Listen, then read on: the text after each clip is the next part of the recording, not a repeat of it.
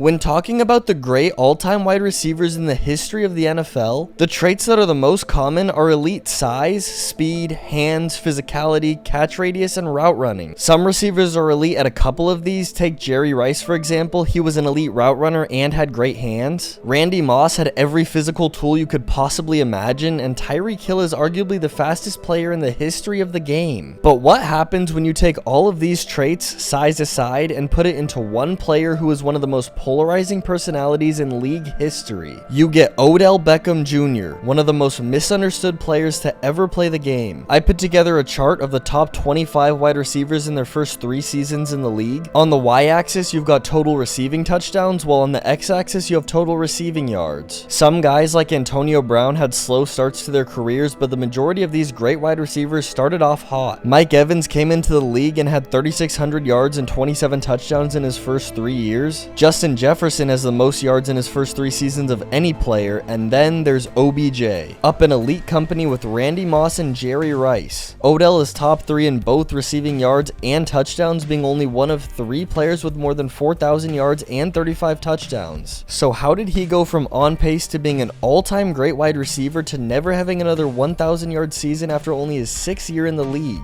Well, first, let's clear one thing up. The narrative that he is only good because of the 3-finger catch is just flat out wrong. Personally, I'd even go as far to say as anyone who's saying he's overrated because of that catch is also wrong. He only played in 12 games in his first season due to a hamstring injury, only started 11 of those, and still managed to have 1,300 yards and 12 touchdowns. He quite literally, as a rookie, averaged over 100 yards and a touchdown each game. In one of the better wide receiver draft classes in 2014, OBJ's insane rookie season was enough to win him Rookie of the Year. Not only was he already a top 5 receiver in the league, but he was also one of the most popular players. I'm sure you all remember telling your friends to throw you an Odell. He also popularized the whip after his first career touchdown. Obviously, after his insane rookie season, there was an absurd amount of hype for him heading into his second year, and for good reason. Nearly 1,500 yards and 13 touchdowns later, I'd say the hype was worth it. At the time, he had the most receiving yards in NFL history for a player through their first 2 seasons, and scored the second most touchdowns for anyone in the Super Bowl era. But his sophomore season wasn't all positives. His emotional side would begin to show in 2015. He would get into it for 3 consecutive quarters with Panthers cornerback Josh Norman, and would end up getting suspended for a dirty hit to the head after the play was already over. This certainly wasn't the end of the Norman Beckham beef, as you'll end up seeing. Going into his 3rd season, it was pretty much consensus that Odell was one of the 5 best receivers in the NFL, along with guys like Julio Jones, Antonio Brown, Mike Evans, and DeAndre Hopkins. And OBJ would have another incredible season, making his 3rd consecutive Pro Bowl and now having 3 straight seasons with more than 1,300 yards and 10 touchdowns. This put him into conversations with the all-time great wide receivers. At the time, he was having undisputably the 3rd best start to his career of any receiver in the history of the sport, but still, it wasn't all sunshines and rainbows, as he would have some more controversial moments. He had a rematch against Norman, who was now a part of the Washington Redskins, and this game certainly lived up to the hype. But there was even more to the beef now. In the offseason, they were going back and forth on Twitter, but Odell would end up absolutely cooking Norman this time, catching 7 passes for over 120 yards. But when Eli Manning threw a game-losing interception, OBJ did not take it so well. He would go onto the sideline and hit the kicker's net, which had people questioning his emotional stability. The following week, OBJ got into it with Xavier Rhodes after a frustrating game where he only had 3 catches for 23 yards, but luckily, he would bounce back, having probably the best game of his career against the Ravens. He caught 8 passes for over 220 yards and 2 touchdowns in a winning effort. After one of his touchdowns, he would even go up to the kicking net and propose. But the emotions would continue getting the best of him. A couple weeks later, after a game against the Eagles in which they lost, OBJ was seen banging his head against a metal door and even had to get escorted into the locker room by security. Believe it or not though, none of what I mentioned so far was even the biggest talking point of the season. Just 6 days before a playoff game, a couple Giants players, including Odell, took a private jet to Miami to party with Justin Bieber and ended up getting a picture leaked of all of them together on a boat. I'm sure you all know this infamous boat picture. This certainly was not a good look just a couple of days before a playoff game, and it didn't age well either. They ended up getting absolutely blown out by the Packers, and Odell had less than 30 receiving yards. He had multiple drops, including a drop touchdown pass, and ended up punching a hole in the wall at Lambeau Field. The following season was unfortunately injury riddled. He only played in a couple of games due due to an ankle sprain followed by an ankle fracture that would require season-ending surgery. He returned in 2018 and he did not miss a beat. In his season opener coming back from injury, he had 11 receptions for over 100 yards. He unfortunately had another season that was cut short due to injuries though. He played in 12 games and dropped over 1,000 receiving yards before having a season-ending quad injury. There were tons of trade rumors this offseason, and the Browns made an aggressive push for OBJ to pair him with former LSU teammate Jarvis Landry, and this new Browns offense was absolutely loaded. You had Baker Mayfield coming off of an elite rookie season, Nick Chubb who would rush for nearly 1,500 yards in 2019, Jarvis Landry, David Njoku, and of course OBJ. There were real talks about the Browns potentially having the talent to be a legitimate contender. Unfortunately, this was not at all the case. Outside of Nick Chubb, nobody on this team really lived up to the hype at all. Baker Mayfield took a step back from his impressive rookie season, and OBJ had his worst season as a pro so far. He still did go for over 1,000 yards again, however, he only had 4 touchdowns this season. And of course, the Browns would finish with a losing record. Sadly, things only got worse throughout his tenure with the Browns. He never returned to the same level of player statistically that he was with the Giants, and there was a ton of injuries that he was dealing with. His second season with the Browns was going even worse than his first, and to make matters worse, he would end up tearing his ACL in week 7 of the 2020 season and had to undergo season-ending surgery. There was also some interesting off-the-field things that happened in 2020. He would end up getting banned from LSU for 2 years after giving players money after they won the national championship, and he was seen on video slapping a security guard on the butt while celebrating the victory. He returned to the Browns in 2021, and for a plethora of reasons, he just wasn't putting up stats that would reflect his talent, whether it be coming off of injury, not having chemistry with the team, poor coaching, or as his dad would post on social media, Baker not passing him the ball. There was clear tension between OBJ and the Browns, and they would end up releasing him midway through the season, and this would actually end up being the best thing that ever happened to Odell throughout the entire course of his career, because the LA Rams would end up picking him up. This Rams team was stacked. They had Cooper Kupp, who was by far the best receiver in the NFL in 2021, and Matthew Stafford. OBJ would play better in LA than he did in Cleveland, racking up over 300 yards and 5 touchdowns in the 8 regular season games he played for the Rams. But the postseason is really where he left his mark, specifically in the Super Bowl. He had one of the most interesting Super Bowl performances we have ever seen. He had 2 catches for more than 50 yards and a touchdown in the first half, but towards the end of the first half, he would end up tearing his ACL while running a drag route. This was another brutal injury, but on the bright side, the Rams would go on to win the Super Bowl. OBJ had a massive impact on this game with the limited snaps that he played, and honestly, I'm not quite sure that you could say the Rams would have won this game without him. Beckham was a free agent heading into the 2022 season, and with his injury, no team would end up signing him. In 2023, he did sign with the Ravens, and he had a pretty decent season, catching for over 500 yards with 3 touchdowns, but he would not return to the Ravens the following year. He would then go on to sign with the Dolphins in 2024, but he really wouldn't do much before getting released, only a little bit over halfway through the season. As of now, it's unclear if Odell will sign with the team. He is definitely one of the most talented receivers we have ever seen, along with having one of the greatest wide receiver peaks we have ever seen, but you really can't help but question how good he really could have been had he been able to stay healthy and stay out of drama.